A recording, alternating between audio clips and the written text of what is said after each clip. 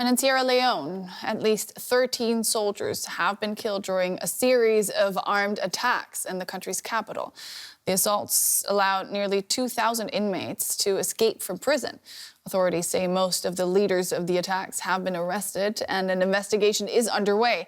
A stay-at-home order has been partially relaxed but remains in place from dusk till dawn.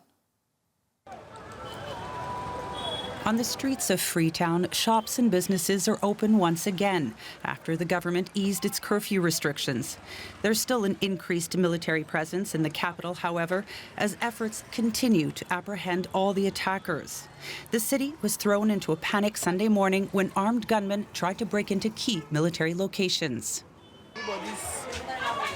We woke up to the sound of gunshots. We were scared and panicked. We stayed at home. We couldn't do anything. Even up until this morning, we were still in a panic and businesses were shut.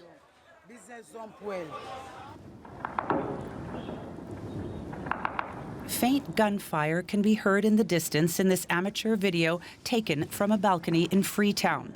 The government says a group including active and retired soldiers tried to break into the armory of a military barracks where weapons are kept. They also rammed open the main gate of Freetown's central prison, allowing hundreds of inmates to escape.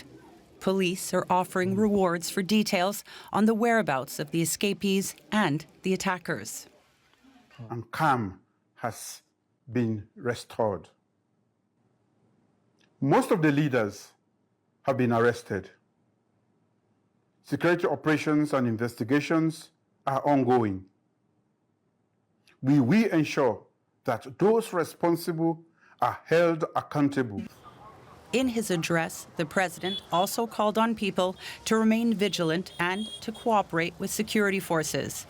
News of the attacks quickly reverberated across the region, which has endured a series of military coups in recent years.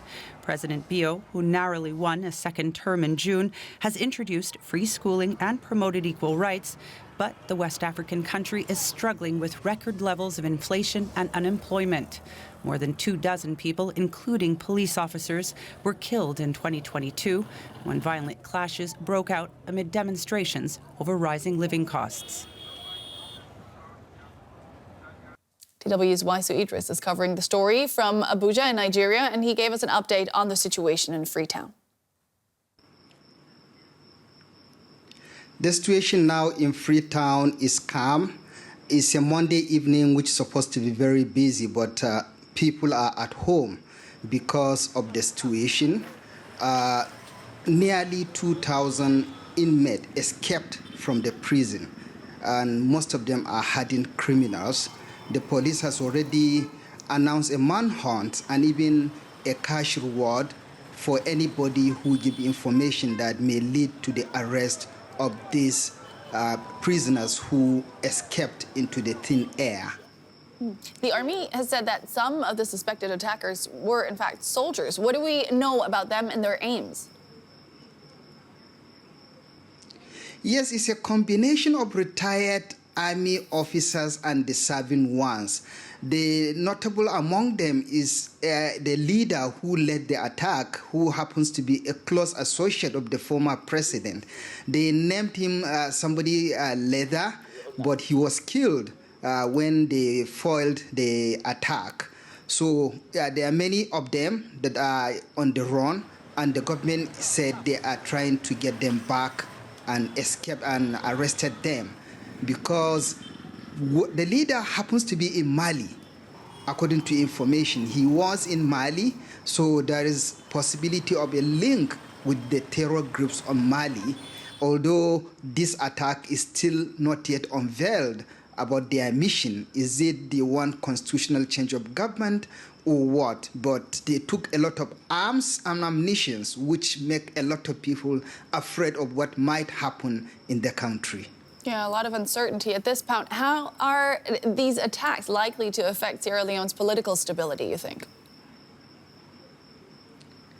It is already worsening it, because there is fear within the country, especially in Freetown, where these people are set at loose, having almost 2,000 criminals out who's supposed to be in the prison alone is a situation. And then the political situation is bad because since after the re-election of the current president, there was an attempt of a coup in that country. So it's making this political situation to be really bad and a lot of uncertainties of what might happen.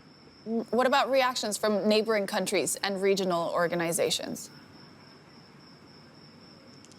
Well, ECOWAS, the regional body, was the first to come out and condemn any attempt to derail democracy. Even ECOWAS could not come out and say it's a coup d'etat since the government didn't say it. And then there are other countries, other international groupings like the European Union, the UK, the US also condemned.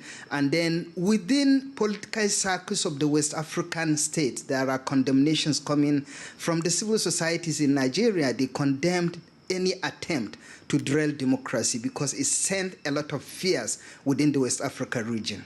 This is DW correspondent Wasu Idris in Nigeria. Thank you so much.